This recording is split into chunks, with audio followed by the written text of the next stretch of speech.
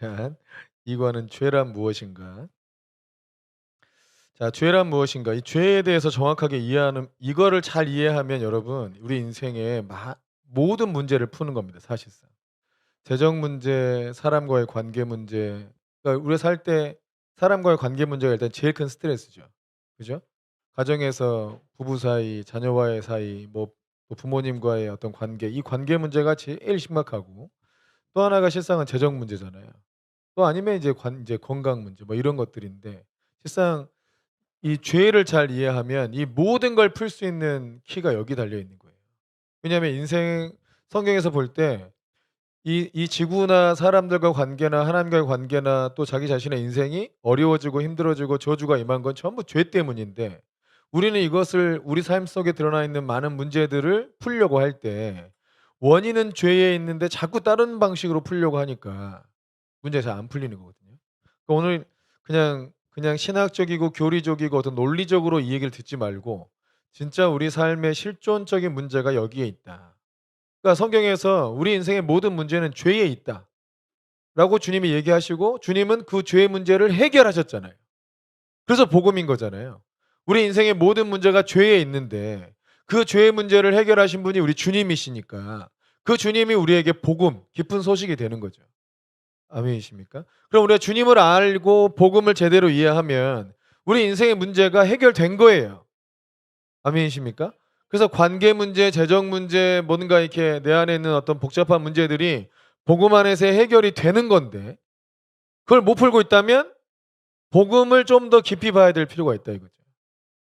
그래서 단지 복음이 "너 죄인이야. 너 예수님 믿어. 그럼 죄 사함 받아. 이제 하나님 자녀 됐어." 이런 단순한 논리 말고 그런 거 말고 우리 삶의 실존적인 모든 문제들을 해결하는 길이 곧 복음이다. 아멘이십니까? 그럼 복음을 잘 이해하면 관계 문제가 해결되나요? 그럼 복음은 관계 문제를 다 해결합니다. 이 복음을 제대로 잘 받아들이면 우리 안에 있는 모든 관계 문제가 다 해결되는 거예요.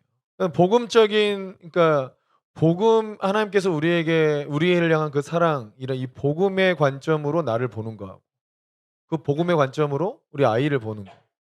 일단 문제는 아이와의 관계의 문제는 내 자신과의 문제가 있는 거예요. 내 자신을 내가 복음적으로 보고 있는지. 여러분 보고 계세요? 이 성과주의는 뭔지 아세요? 죄를 해결하는 사람들의 방법 중에 하나예요. 이 성과주의라는 게. 모든 종교는 일종의 자기의 죄책감을 달래기 위해서 뭔가 인생의 성과를 내라고 하는 겁니다. 고행하고 수행하고 또 하나는 높은 지식을 얻고 또 하나는 뭔가 인류에 기여하라고. 그러니까 죄 지은 것보다 봉사 더 많이 하라고. 그러면 너의 죄가 하나씩 하나씩 없어져 간다. 그러면 좀 더 낫지 않겠냐 이렇게 생각하라고 하는 것이 모든 종교와 철학의 답이에요. 그러니까 성과주의도 그런 거예요. 인생에 내 안에 죄나 정죄감 때문에 힘들어하고 있는데 뭔가 성과를 내면 그걸로 덮으려고 하는 거잖아요. 네가 가치 있는 사람, 쓸모 있는 사람이 되면 너 죄책감도 덮을 수 있다. 이렇게 얘기하는 거잖아요. 그러면 죄의 문제를 푸는 방식이 잘못된 거죠. 성과주의로 여러분을 보면 한정없는 판단과 정죄가 들어가요. 기준만 바꿔버리면. 그렇지 않아요? 기말고사 시험 봤더니 딱 99점 맞았어. 우와 잘한 거야 자기는. 근데 아버지 딱 100점 기준 안 되면 넌 소용없어. 100점 안 되면 다 빵점이나 99점이나 똑같은 거야. 막 이렇게 해버리면 무슨 소리 하겠어요. 그러니까 이런 우리 안에 그냥 전제되어 있는 이런 성과주의, 또 실적주의, 성공주의 이런 거는 실상 내 안에 있는 죄 문제를 해결하기 위한 사람들이 고안해낸 방법이에요. 실상은 이 죄책감 때문에 사람이 미치는 거거든요. 그런 것 같아요? 아닌 것 같아요? 네, 죄란 무엇인가를 한번 잘 살펴보죠. 자, 우리 도입부를 한번 같이 읽겠습니다. 도입부. 자, 1번 시작. 첫 과에서 하나님에 대해 무엇을 배웠습니까? 자, 하나님에 대해서 뭘 배웠어요? 기억나시는 거 한번. 물론 여러분의 기억력을 믿지 않기 때문에 앞을 얼른 띠덕띠덕 해보세요. 무슨 내용이 있었는지를 앞에서 살펴보세요. 자, 하나님은 어떤 분이신가에 대해서 뭐 배웠어요? 예, 다스리시는 분이고 다스리는데 뭘로 다스려요? 공의와 공평을 다스리시고 또 편재하시고 어디든 계시고 또 가장 높으시고 또 다 아시고 또 근데 사람에 대한 마음은 우리를 사랑하시는 거죠. 그 사랑이 어디에 나타났어요? 그 아들을 우리를 위해서 무엇으로? 화목 제물로 보내셨다. 자, 그 하나님이시다. 그 하나님은 뭐 전지전능하시고 무서부재하시고 또 이렇게 뭐 공의로 심판하시고 다스리시는 분이신데 사람을 사랑하셔서 그 아들을 제물로 보내시는 하나님이시다. 근데 그 하나님 그 좋으신 하나님과 사람과의 관계가 뭐가 문제냐 막 이런 게 이제 고민이에요. 첫 과에는 그걸 배웠고 2번 봐 보세요. 2번. 2번도 읽어 보세요. 시작. 첫과 끝에서 우리가 하나님의 진노 아래 있고 정죄받는 것은 죄의 문제와 관련이 있다고 했습니다. 자, 우리 첫과 끝을 한번 봐 볼까요? 끝에 한번 보면 자, 정죄하는 얘기가 나오고 정죄. 종결부 2번 13페이지에 종결부 2번에 보면 만약 우리가 믿지 않음으로 예수 그리스도 안에 나타난 하나님의 사랑을 거부하면 정죄받습니다. 그런데 왜 그것을 거부한다고 해서 정죄받습니까? 왜냐하면 우리가 죄인이기 때문입니다. 하면서 그러면 그 죄가 무엇인지 알아봅시다 하고 2가로 넘어오는 거예요. 그러니까 하나님의 그 사랑, 우리를 향한 그 사랑을 받으면 그 사랑과 함께 하나님의 모든 걸 누릴 수 있지만 거부하면 누리지 못하잖아요. 그죠? 그리고 정죄를 받아요. 왜냐하면 죄인이기 때문이다. 그래서 이게 논리가 약간 비약이 됐어요. 정죄를 받는다. 죄인이기 때문이다. 그럼 죄가 뭔데 나를 죄인이라 하느냐. 이게 되죠. 죄가 뭔데? 그래서 죄가 무엇인지를 2과에서 살피는 거예요. 자, 창세기 1장 27절 말씀을 한번 읽어보겠습니다. 하나님과 인간의 기본적인 관계에 대해서 시작. 하나님이 자기 형상 곧 하나님의 형상대로 사람을 창조하시되 남자와 여자를 창조하시고 자, 이 말씀에 의하면 하나님과 인간의 기본적인 관계는 어떤 관계예요? 하나님은 창조 주시고 사람은 피조물. 하나님이 만드셨잖아요. 그죠? 그러니까 누가 주인이에요? 음. 내가 사도 주인인데요. 만들어도 주인이잖아요. 팔지 않았으면. 그죠? 만든 거 내가 만들었으면 내 거잖아요. 그러니까 창조주 하나님이시고 우리는 창조물이다. 그러면 하나님이 나의 주인이시다. 내 인생은 내 것이 아니고 하나님의 것이다. 원래 그랬습니다. 그래서 우리는 헌신이란 말을 좀 잘 생각해 봐야 돼요. 원래 우리는 드릴 게 없는데 원래 하나님 거였기 때문에. 구원은 원래 제자리로 옮겨 놓는 것도 구원이에요. 개념 자체가. 그러니까 원래 하나님의 것으로 되어 있던 우리의 인생인 건데 그것을 내 거라고 생각하고 살았던 거잖아요. 그럼 그건 하나님 거 뺏은 거잖아요. 내 인생은 나의 것 하는 순간 나는 하나님과 도둑질한 거잖아요. 그죠? 그리고 구원받았다는 것은 원래 하나님의 것을 하나님께 돌려드린다는 의미죠. 그죠? 내 것을 막 헌신하여 드립니다. 이런 게 아니고 사실 원래 나는 내 것이 아니고 하나님 거였습니다. 그래서 하나님께로 원래 돌려드립니다. 그래서 하나님의 뜻대로 저의 인생, 저에게 허락하신 인생 안에서 하나님의 뜻을 이루십시오. 그렇게 하는 게 실상 바른 관계인데 그 바른 관계에서 벗어나 버린 것. 그 벗어나 버린 상태, 그것을 죄된 상태라고 부른 겁니다.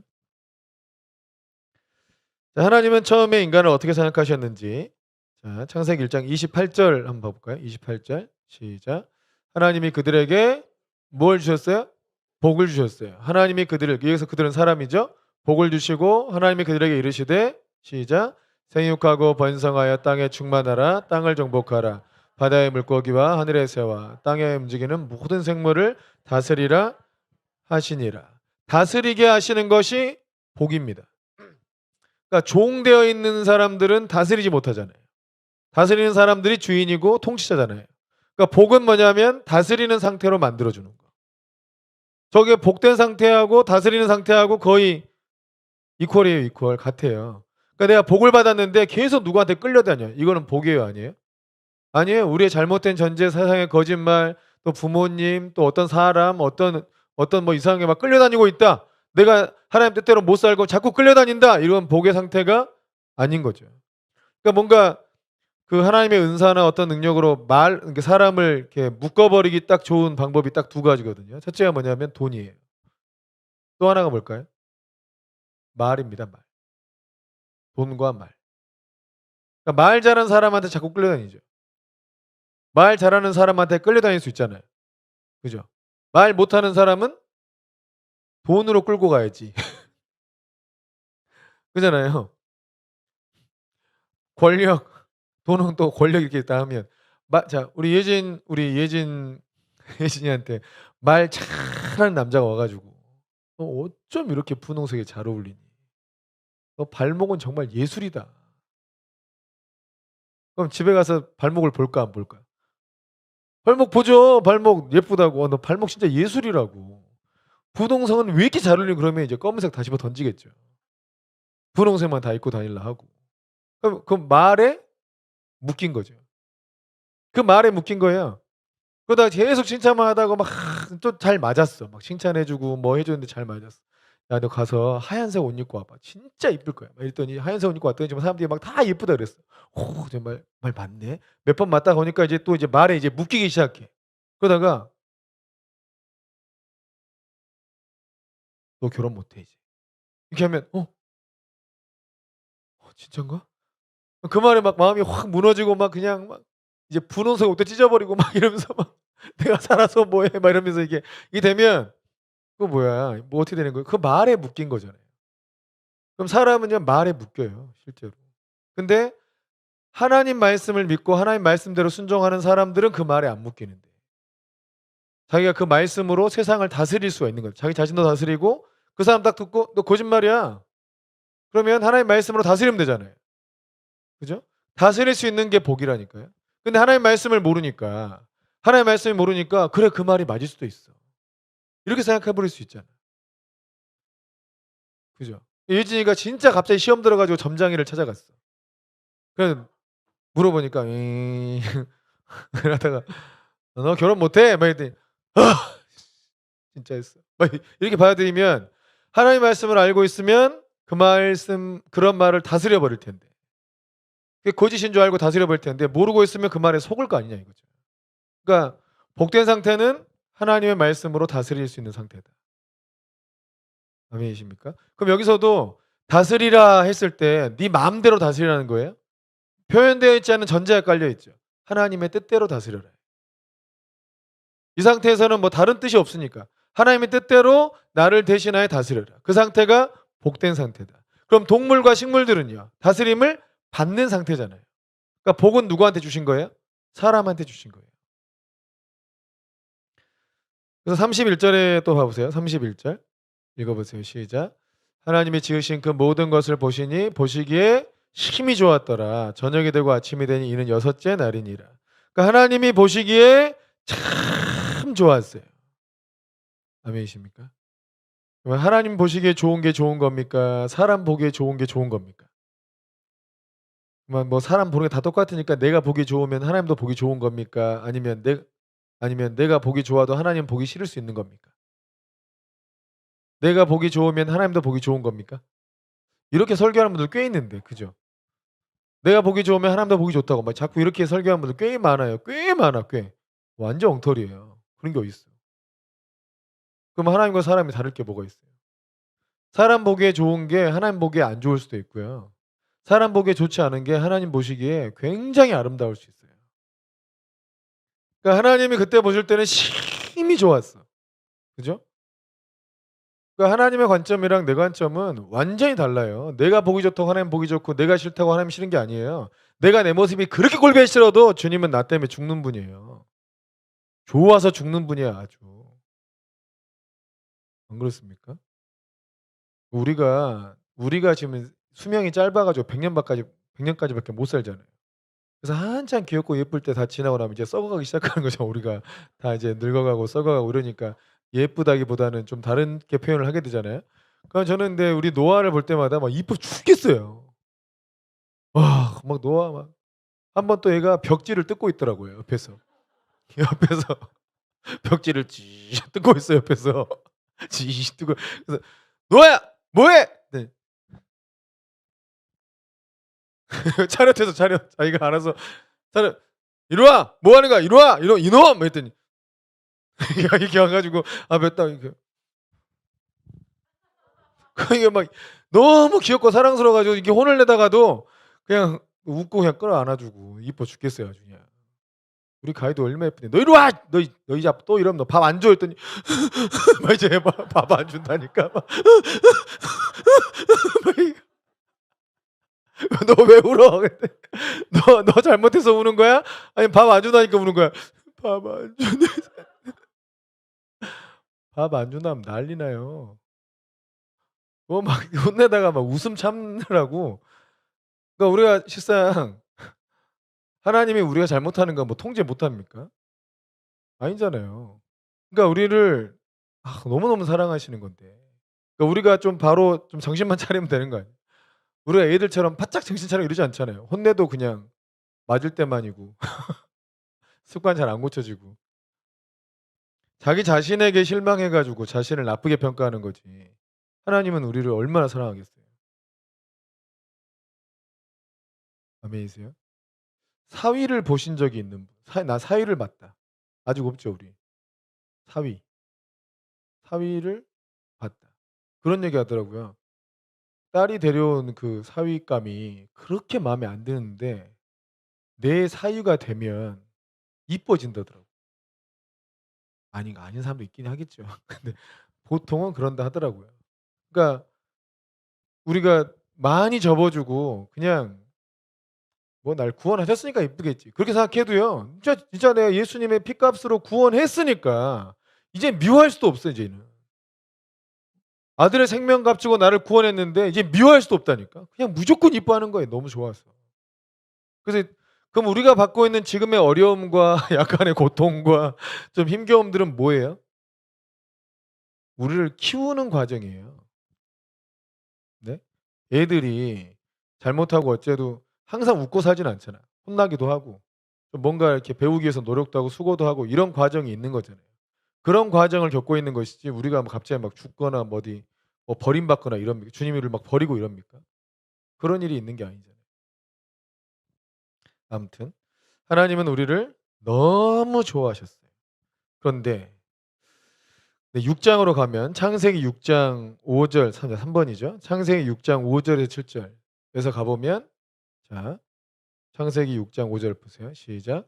여호와께서 사람의 죄악이 세상에 가득함과 그의 마음으로 생각하는 모든 계획이 항상 악할 뿐임을 보시고 땅 위에 사람 지으셨음을 한탄하사 마음에 근심하시고 이르시되 내가 창조한 사람을 내가 지면에서 쓸어버리되 사람으로부터 가축과 기는 것과 공중의 새까지 그리하리니 이는 내가 그것들을 지었음을 한탄함이니라 하시니라. 근데 분명히 너무 좋다 하셨는데 왜 6장 가셔서는 6장 가서는 하나님께서 사람 지으신 걸 후회하시고 내 이것들 지면에서 싹 다 쓸어버려야겠다. 이런 생각까지 하시게 됐을까? 예, 그 중간에 어떤 일이 있었던 거죠. 그러니까 1장에서 창세기 1장과 창세기 6장 그 사이에 2장, 3장, 4장, 5장 그 사이에 그 안에 하나님께서 인간을 다 쓸어버릴 수밖에 없는 그렇게 사랑했던 그 사람들을 다 쓸어버릴 수밖에 없는 어떤 일이 일어난 거예요. 그 일이 무엇인지 창세기 2장 15절에서 17절 그리고 3장 1절에서 7절에서 무슨 일이 발생해서 인간이 변화하게 되었고 그 결과 인간에 대한 하나님의 생각을 바꿔놓았습니까? 한번 살펴보죠. 창세기 2장 15절 자 읽어보세요. 시작. 여호와 하나님이 그 사람을 이끌어 에덴 동산에 두어 그것을 경작하며 지키게 하시고 그러니까 사람을 창조하시고 그 사람을 이제 에덴 동산을 또 창설하셔서 에덴 동산을 아담과 하와가 다스리게 하셨죠. 그리고 에덴 동산을 이제 경작하고 지키게 하셨다. 16절 시작. 여호와 하나님이 그 사람에게 명하여 이르시되 동산 각종 나무의 열매는 내가 임으로 먹게 잘 봐야 돼요. 동산 각종 나무의 열매는 내가 임으로 먹되 17절 선악을 알게 하는 나무의 열매는 먹지 말라 내가 먹는 날에는 반드시 죽으리라 하시니라. 자, 이 말씀이 하나님께서 아담에게 하신 말씀이죠. 하나님께서 아담과 직접 이제 언약을 맺은 거예요. 약속을 맺은 거예요. 자, 다시 한번 16절 다시 한번 보세요. 16절 동산 각종 나무의 열매는 내가 임으로 먹되 17절 선악을 알게 하는 나무의 열매는 먹지 말라. 내가 먹는 날에는 반드시 죽으리라. 이렇게 돼 있잖아요. 이걸 잘 기억해야 돼요. 잘 기억하셔. 이게 하나님께서 직접 하신 말씀이에요. 하나님과 약속은 이렇게 한 거란 말이에요. 근데 이제 3장에 가보면 뱀이 이제 여자에게 와서 물어봐요. 하나님이 참으로 너희에게 동산 모든 나무의 열매를 먹지 말라 하시더냐? 하고 물어보니까 그때 여자가 한 말이에요. 2절 봐보세요. 2절 시작. 여자가 뱀에게 말하되 동산 나무의 열매를 우리가 먹을 수 있으나 동산 중앙에 있는 나무의 열매는 하나님 말씀에 너희는 먹지도 말고 만지지도 말라 너희가 죽을까 하노라 하셨느니라. 이렇게 얘기했어요. 이렇게 얘기하니까 뱀이 어떻게 했어요? 너희는 절대 안 죽어. 정반대로 얘기했어요. 너희가 결코 죽지 않을 것이다. 너희가 그걸 먹으면 눈이 밝아져서 뭐처럼 된다? 하나님처럼 되어서 선악을 알 줄 하나님이 아시고 못 먹게 한 거야. 너희는 안 죽어. 걱정하지 마. 이렇게 해서 이제 딱 그러고 나서 이 사탄 이 뱀의 말을 딱 듣고 보니까 눈이 밝아져 가지고 먹음직도 하고 보암직도 하고 지혜롭게 할 만큼 탐스럽기도 한 나무인지라 해서 딱 먹어버리고 옆에 있는 남편한테 줘서 같이 먹었어요. 자, 이 일이 이제 잘 보세요. 중요한 건 이거예요. 처음에 하나님께서 하신 말씀이 있고 그리고 뱀이 물었을 때 하와가 한 말이 있죠. 자, 하와가 한 말을 다시 보여줘 보세요. 3장 2절부터. 3장 2절부터 보면 여자가 뱀에게 말해요. 동산 나무의 열매를 우리가 먹을 수는 있다. 그리고 근데 동산 중앙에 있는 나무 열매는 하나님 말씀에 너희는 먹지도 말고 만지지도 말라 너희가 죽을까 하노라 하셨다. 자, 여기서 하나님께서 아담하고 하신 언약의 내용하고 이 여자가 뱀에게 말한 이 내용하고 다른 점, 다른 내용을 찾아보세요. 하나님은 먹으면 반드시 죽는다 그랬는데 하와는 뭐라 그래요? 죽을까 하노라 그랬죠. 또 찾아보세요. 만지지도 말라 이 말씀 없죠. 먹지 말라 이랬는데 이 여자는 먹지도 말고 만지지도 말라 그랬다. 두 개. 또 하나 또 있어요.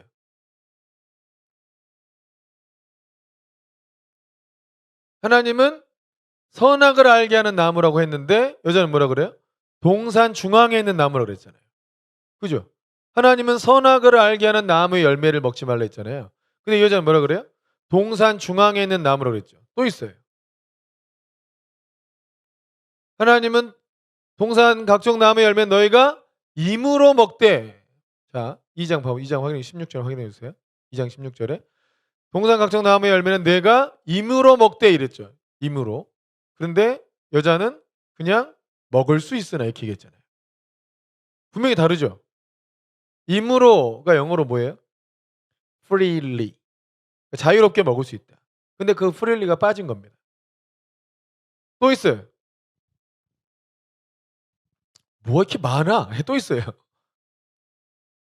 찾아보세요. 또 뭐가 있을 거예요? 그러니까 하나님이 하신 말씀하고 여자가 뱀한테 한 말하고 또 틀린 게 있어요.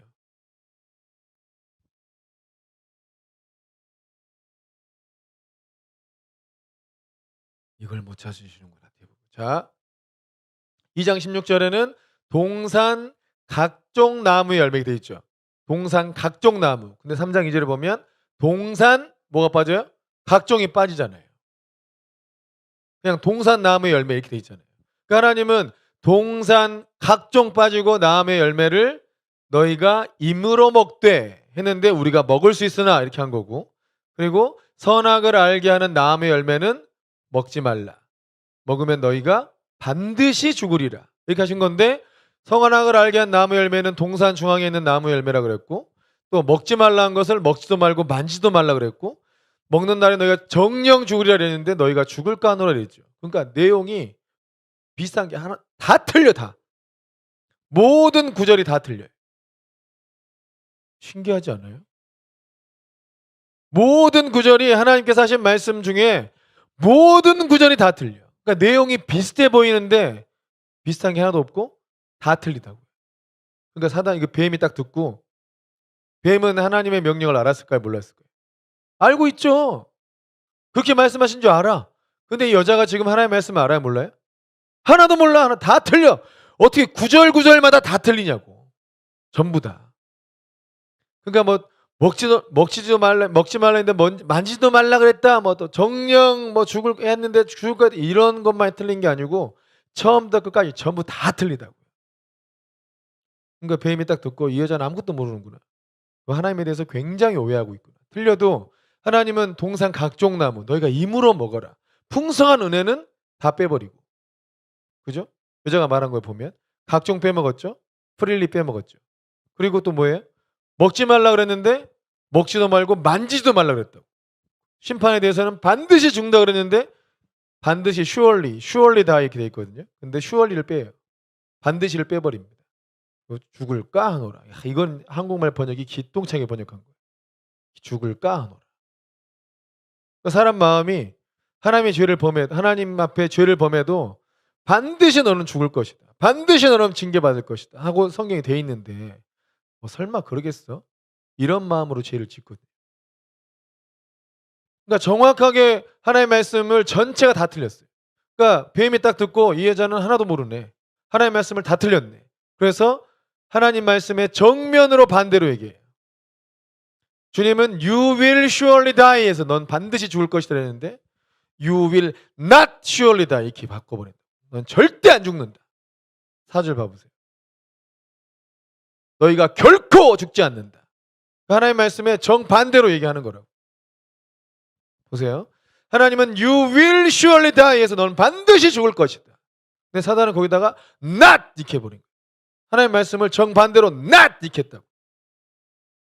그럼 정반대로 선 거죠. 완전 대립각을 세운 거잖아요. 근데 거기에 대해서 하와가 어떻게 반응했어요? 누구 말을 따랐어요? 거기서 하나님의 말씀을 버리고 사단의 말을 따랐어요. 그것을 성경에서 죄라고 한 겁니다. 그러니까 이 어둠의 영의 말은 하나님 말씀하고 정반대로 대립각을 세우는 거예요. 하나님은 이쪽으로 가라. 그래야 살아.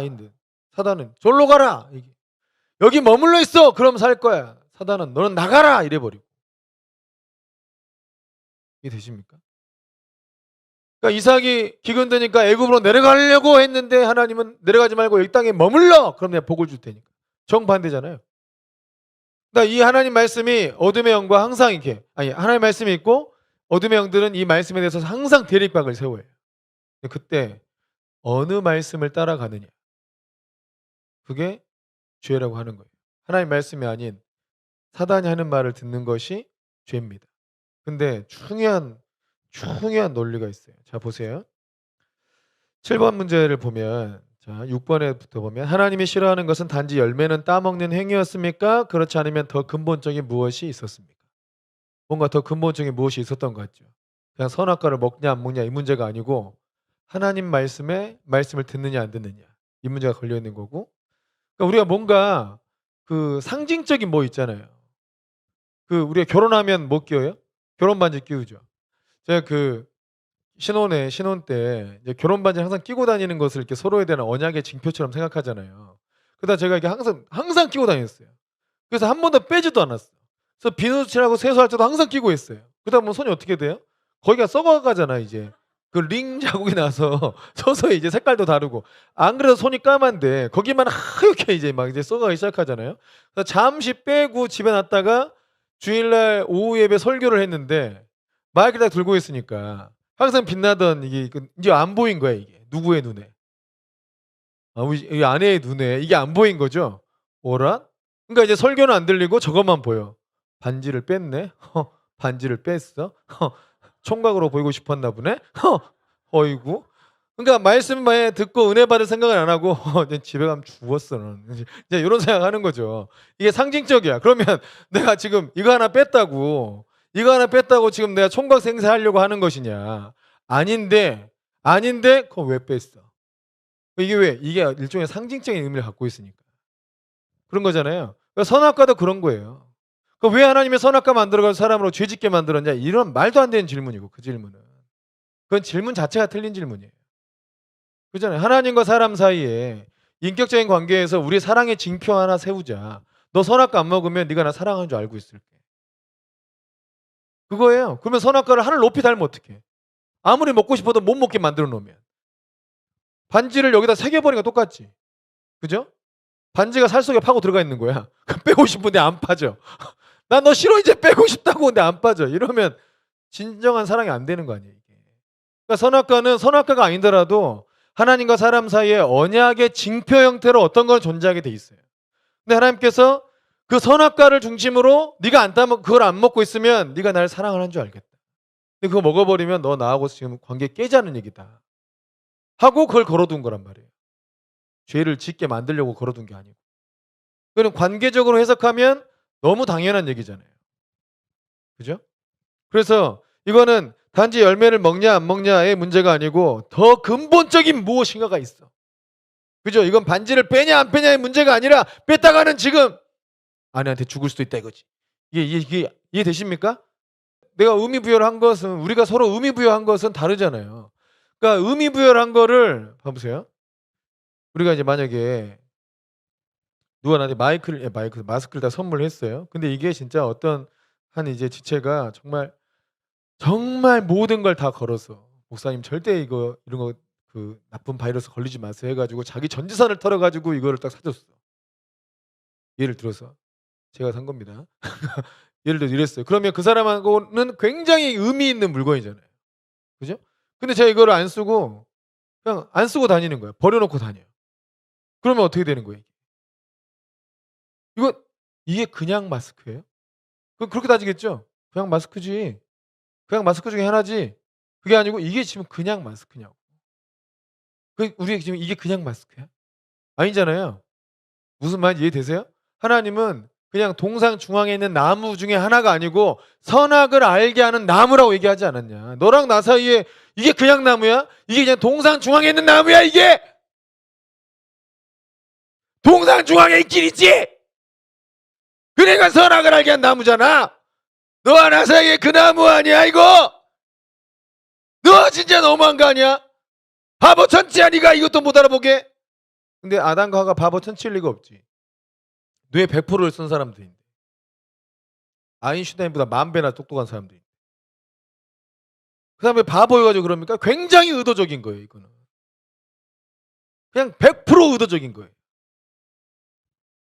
하나님과 하나님이 말씀이 무슨 말인지 이해를 못해서 하나님 그랬어요? 이게 우리하고 그런 나무였어요? 이런 거냐고. 이게 아니죠. 다 아는데.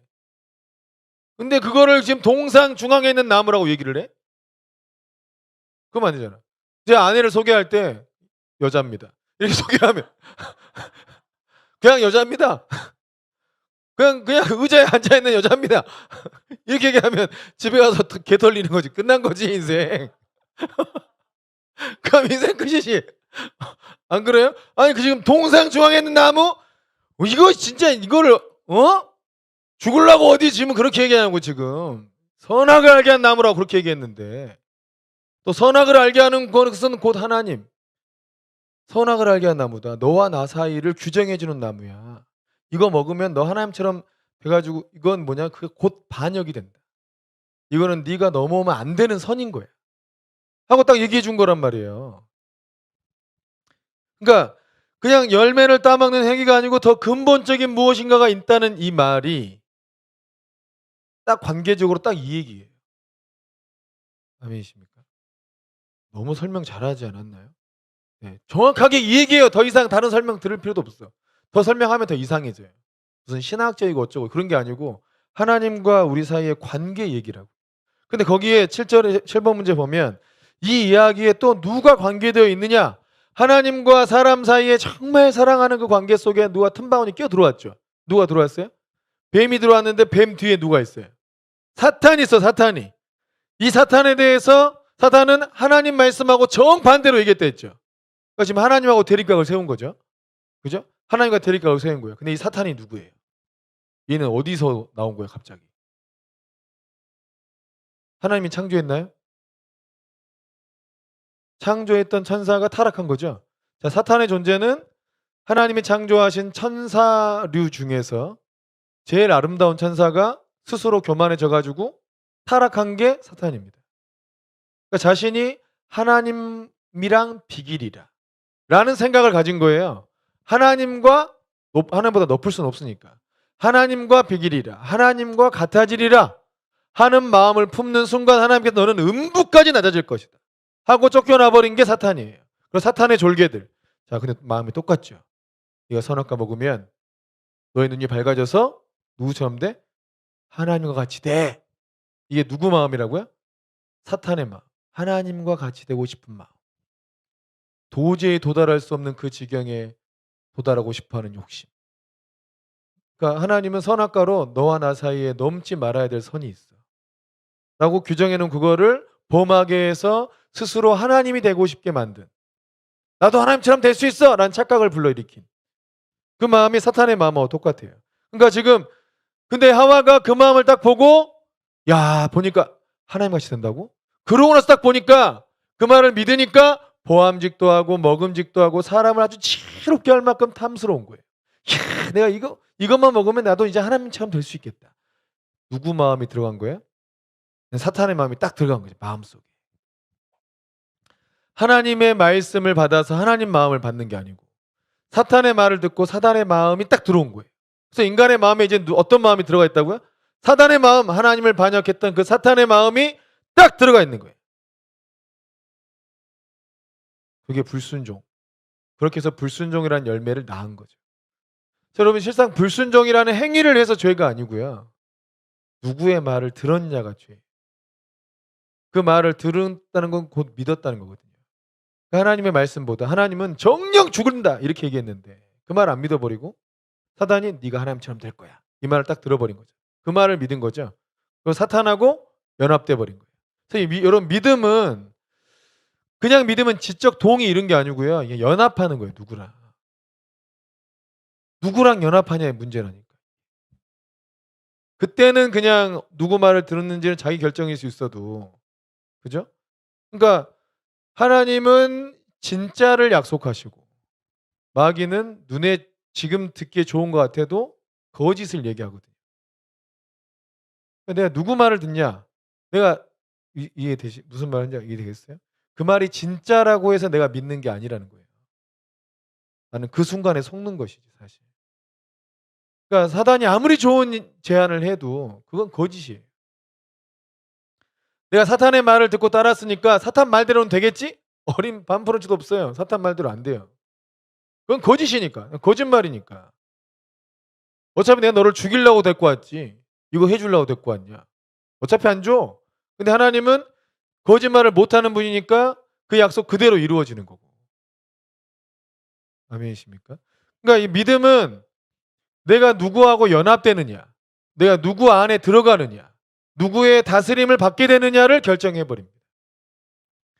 내가 하나님을 믿으면 하나님의 나라 안으로 들어가고 하나님 말씀을 믿으면 사탄의 말을 믿으면 사탄의 왕국으로 들어가요. 세상의 말을 들어 우리는. 자꾸 세상의 말을 들으면 그 세상의 지배를 받는다.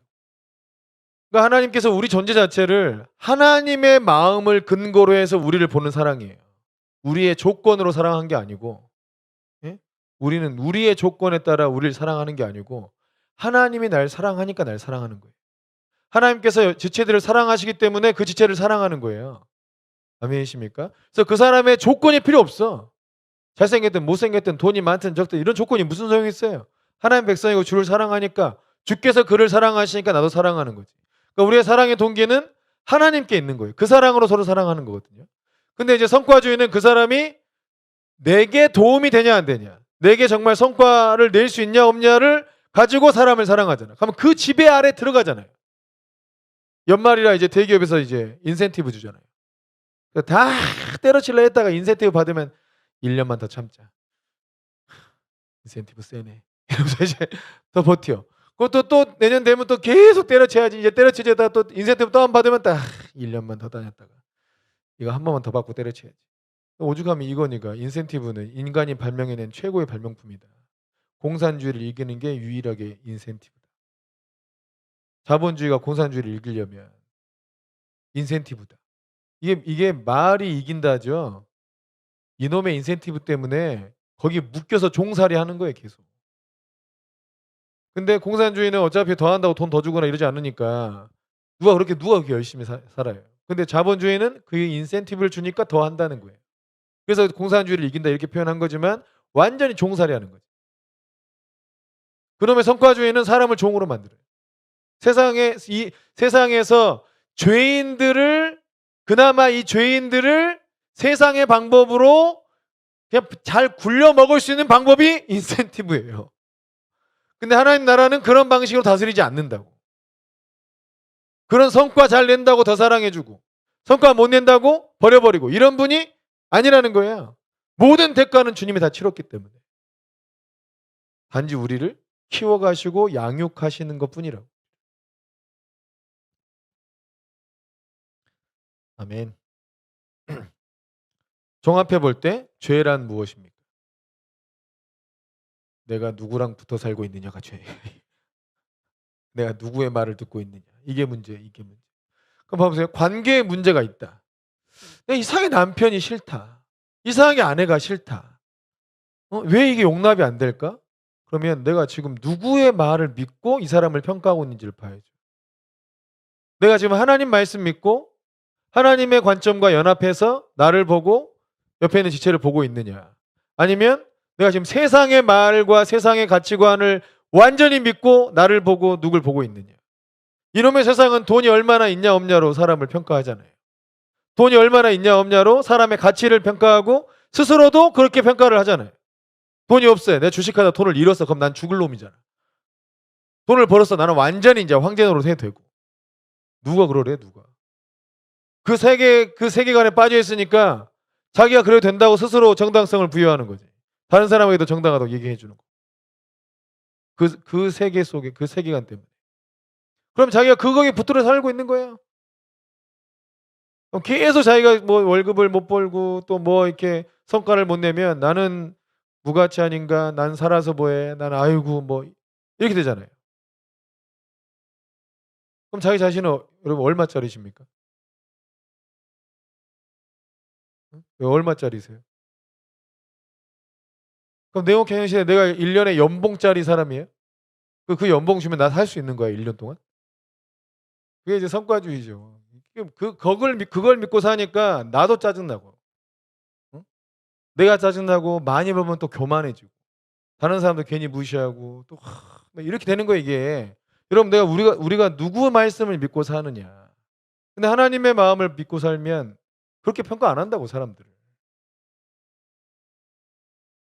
그렇지 않겠습니까? 그럼 관계의 문제는 다 거기서 내가 죄에 빠져 있기 때문에 내 생각과 내 마음이 죄에 빠져 있어요. 하나님의 말씀을 믿지 않고 다른 걸 믿고 있는 거예요. 그러면 또 이제 뭐 뉴스나 기사들이 전부 안 좋은 말들 막 퍼뜨려요. 나도 이제 죽겠구나. 막 이런 난리가 나. 근데 하나님의 말씀은 네가 실상은 부유한 자다. 내가 너와 함께 있겠다. 내가 너를 도와주겠다. 너를 지켜주겠다. 너는 안전하다. 나를 의지하라. 계속 이렇게 얘기하시면 우리가 그 말씀을 믿고 평안하고 안정을 누릴 수 있는 건데 어떤 상황에서든지. 나라가 망해도 하나님 믿는 사람 다 살았어요. 걱정하지 마세요. 나라가 망해도. 나라가 다 쫄딱 망해도 하나님 의지하는 사람들은 총리를 나라가 3번 바뀌어도 해먹은 사람도 있는데. 그러니까 하나님을 의지하면 평안함을 거기 하나님 말씀에 딱 붙어 있으면 되는데 세상 말에 막 어쩌고저쩌고 막 두려움에 입사해 가지고 안 그래도 신경 쓸 게 많아 죽겠는데 네가 뭐야? 막 이러면서 또 싸우고 또 계획에서 틀어지면 또 막 날리고 막 이러니 관계가 깨지지.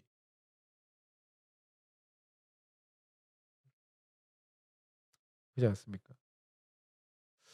이상 목사님 아세요? 그 북한 선교하시는 모퉁이돌 선교의 대표이신데 그 애들도 자기 맏형이고 애들이 5명인데 막내가 이제 태어나 1달 되고 엄마가 돌아가신 거예요. 예 미칠 노릇이죠 정말. 아버지도 뭐 그 가족이 최초로 그 미국에서 난민을 이민해서 뭐 하는 그 사진 찍는데 그분들이더라고요.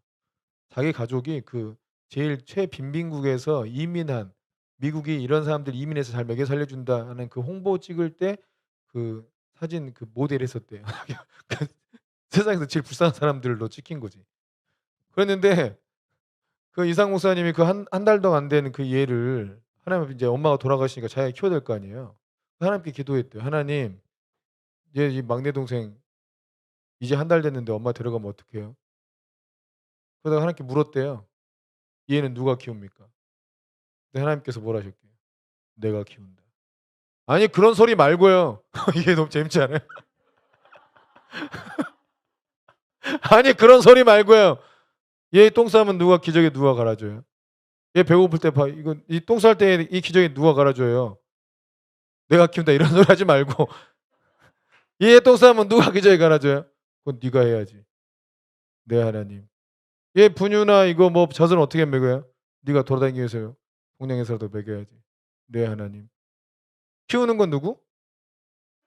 "그 아이는 내가 키운다." 아니 이게 이거를 잘 제가 그 얘기 듣고 참 저걸 잘 받아들이신 그 나이에 받아들인 저 목사님 정말 난 정말 되게 존경하는데 '야 이 하나님 논리가 참 웃긴다.' 이런 생각이 드는 거예요.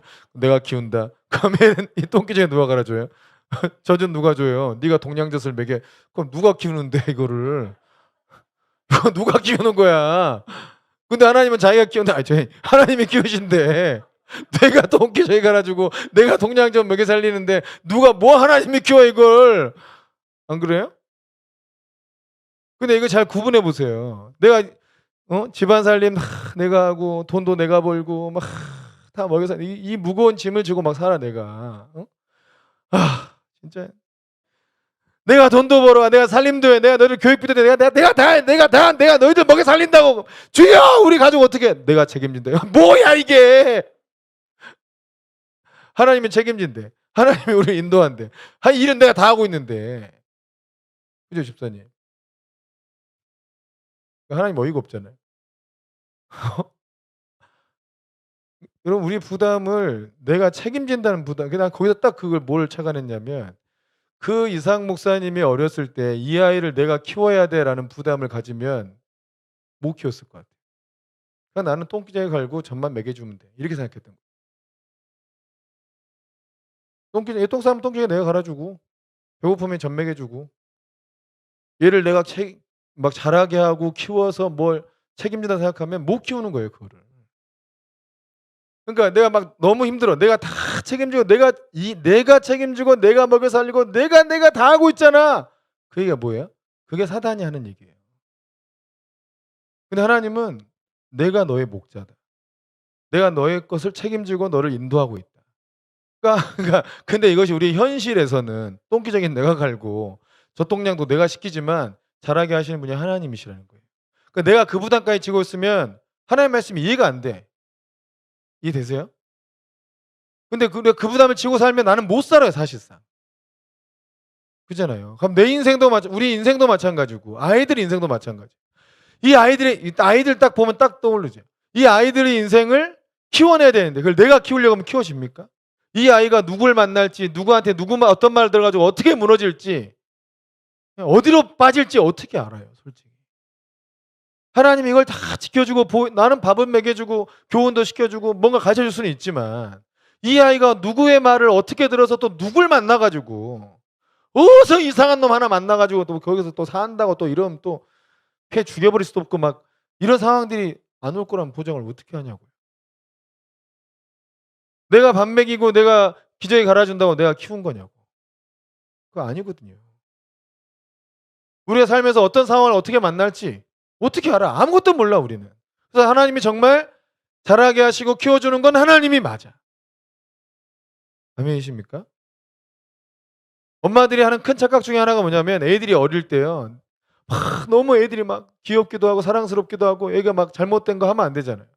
그러니까 막 어디 막 어디지? 그 마루가 있는 집 같은 데는 마루에서 떨어질 수도 있잖아요, 애들이.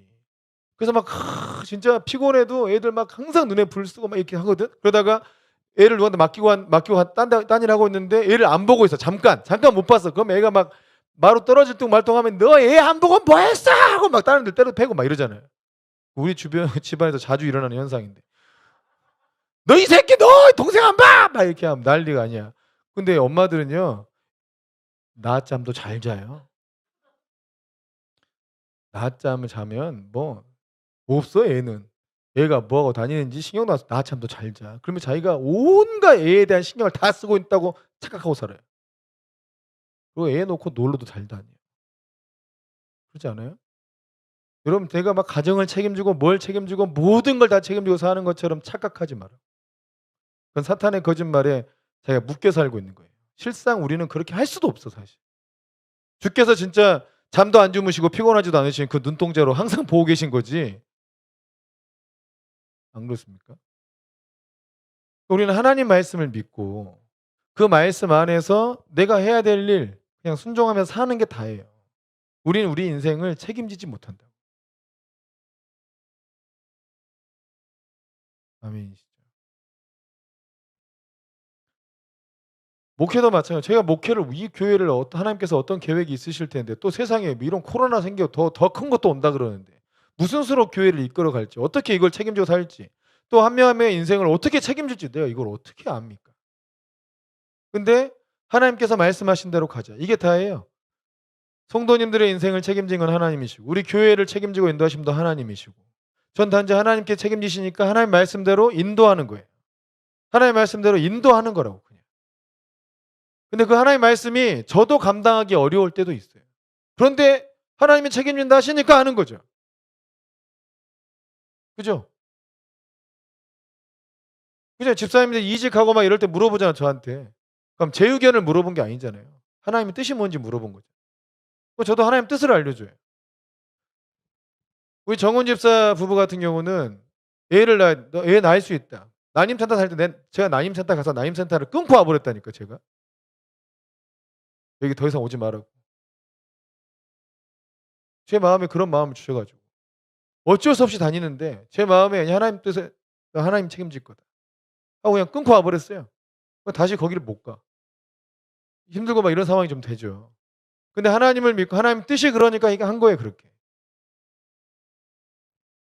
지나다 보면 이제 제 책임 뭐 목사님이 책임지세요. 뭐 이 뭐 장난으로라도 하고 뭐 이렇게 할 수도 있겠지만 저는 또 "하나님 책임지세요." 그건 하나님 뜻이었잖아요. 하나님이 하세요. 근데 우리 성도들의 인생을 풀어갈 때 우리가 우리의 지식으로 어떻게 하고 저렇게 하고 할 수도 있죠.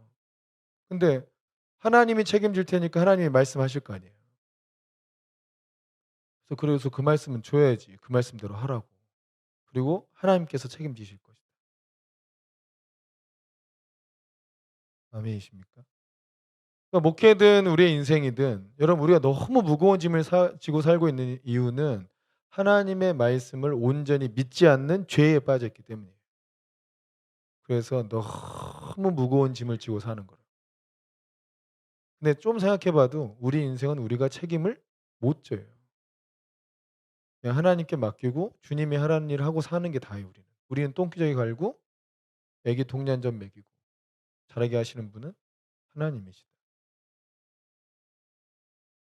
그 순회 선교단의 김용희 선교사님 참 멋진 분이시잖아요. 그 김용희 선교사님 참 멋진 분이신데 그 김용희 선교사님이 또 우리 그 만약에 담임 목사님으로 딱 계신다. 너무 뜨겁고 좋겠죠. 애들은 죽어나요. 애들 앞에 앉혀 놓고 1 시간 반 설교해. 애들이 막 하지 말아 달라고 막 이러잖아요. 앞에서 막 쓰러져 버려요 막 애들이. 그래도 1 시간 반 동안을 막 어른 설교하듯이 해 버려요. 그냥 그분이 사는 삶의 방식으로 그 막내 아들 5번째 아들 그 김성교인가? 그 아들이 그렇게 멋지게 자라줄 줄 누가 알았겠어요? 저는 그거 장담 못 한다고 생각했는데 하나님이 걔를 그렇게 키워 준 거예요. 하나님이 걔를 만나 주시고 하나님이 걔에게 생각을 부어 주시고 하나님이 걔에게 열정을 부어 주시고 그래서 걔가 바뀐 거예요. 저도 저희 아이들을 키울 때 "이때 뭐 해야 돼. 이때 뭐 해야 돼." 막 이거 안 해요. 그런 거 안 해요.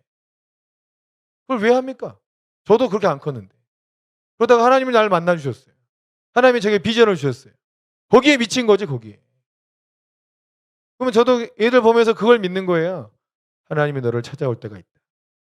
기다리고 있거라. 너 마음대로 까불어. 하나님께서 너 찾아올 때가 있어.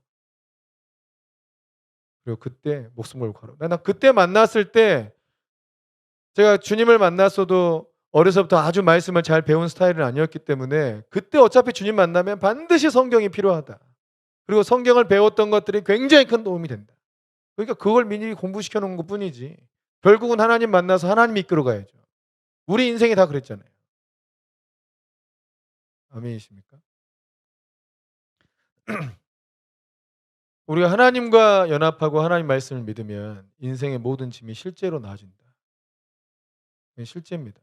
우리 인생의 무거운 짐은 죄 때문인데 그 죄는 하나님의 말씀을 믿지 않고 사탄의 거짓말을 사탄의 속임수에 마음이 뺏겨서 거기에 동의해 버린 바람에 그 말을 따라 살고 있다 보니까 너무 힘든 거예요 너무. 그래서 그걸 집어치우고 하나님 말씀을 믿으라. 아멘이십니까? 우리가 하루하루 살고 또 1 년, 2년 횟수가 늘어가면 늘어갈수록 하나님 말씀을 더 믿게 돼요. 더 많은 분야의 하나님의 말씀들이 있을 거 아니에요. 그 말씀들을 계속 믿고 쌓이고 쌓이다 보면 우리 인생은 정말 자유로워지는 겁니다. 그 부분이 부족해서 힘든 거예요. 아멘. 투자도 마찬가지 투자도. 그러면 투자. 잘 생각해 보세요. 우리 아버지 집에서 투자의 원리로 배우라고 추천한 분은 존 리 대표의 원칙이에요. 그건 딱 성경적이다 이랬어요. 근데 뭐 슈퍼 개미든 어떤 뭐 그 울트라 개미든 그 개미들은 전부 다 돈 날려먹은 때가 있었더라고요. 근데 날려먹은 이유가 뭔지 아세요? 그 사람 투자를 어떻게 한 줄 알아요? 종목 이름 보고 '어떤 게 오를까.' 하고 투자를 했대. '어떤 게 오를까?' 종목 이름 보고. '이름 좋네. 이거 오르겠는데?' 하고 거기다 투자를 한 거야. 뭐 하는 짓거리야 이게. 그런데 그게 너무 막 이렇게 주가가 전부 폭등하는 시기여 가지고 상한가만 4번 맞고 막 엄청 본 거예요. 우와 막 이렇게 해도 되니까 자기 실력인 줄 알고 주변에 돈을 다 빌려 막 그 당시에 막 2 억을 빌려 가지고 한 곳에 딱 때려 박으니까 그다음부터 하한가를 맞더래요. 우리 코스닥이 여러분 지수가 이제 1000 갈라 그러잖아요. 원래 시작이 1000 이었어요. 코스닥은. 원래 시작이 1000 이고 3000 까지 갔다 내려온 거거든요. 그러니까 이미 마이너스 선 상태였던 건데 근데 3000 찍고 이제 내려오기 시작하는 거기에 걸려 버린 거예요. 그래 가지고 진짜 막 자살할 생각을 수도 없이 했대요. 그런 과정을 통해서 진짜 원칙을 배워 나가고 실력을 키워 나간 거잖아요. 근데 봐 보세요. 실패한 투자든 실패한 사업이든 전부 다 하나님 말씀과 원칙대로 안 하고 다 세상에 속아서 그래요. 거짓말에 속아 자기 욕심에 속고. 하나님은 30배, 60배, 100배 주는 거잖아요. 그리고 뭐가 들어요? 뭐가 걸려요? 시간이 걸려요. 하나님 말씀대로 하고 그리고 환난도 이기고 욕심도 이기고 인내하여 결실을 얻는 거잖아요. 잘 생각해 보세요. 돌아보세요 지금. 하나님께서 뭐 하라고 한 거 내가 그걸 그때부터 꾸준히 했으면 지금 어땠을까? 훨씬 낫겠죠. 하나님 말씀하신 것을 지금 꾸준히 그것만 했다면 내 삶이 얼마나 더 풍성했을까? 얼마나 더 많은 열매가 있었을까? 생각해 보라. 근데 우리는 그 말씀을 그대로 안 믿으니까 삶이 계속 힘들었던 거예요. 자꾸 세상 말 좀 더 급하게 좀 더 빨리 이랬기 때문에.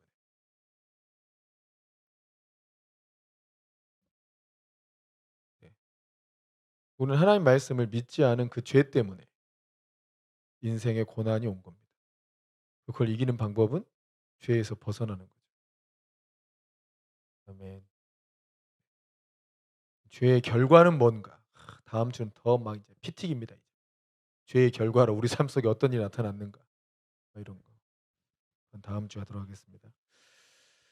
기도하겠습니다. 우리 한번 같이 마음을 모아서 기도하는데 하나님 나도 모르게 나는 하나님 말씀을 믿고 산다 생각했는데 믿지 않고 세상의 말에 속고 세상의 가치관에 속고 또 사탄과 연합되어 있는 어떤 부분들이 있었던 것을 인정합니다. 하나님 아버지 이런 부분들을 드러내 주시고 거기서 벗어나서 주님과 연합되는 정말 주님의 나라의 복에 들어가는 그런 인생 되도록 역사해 주옵소서. 우리 마음을 모아서 한번 같이 통성으로 기도하겠습니다.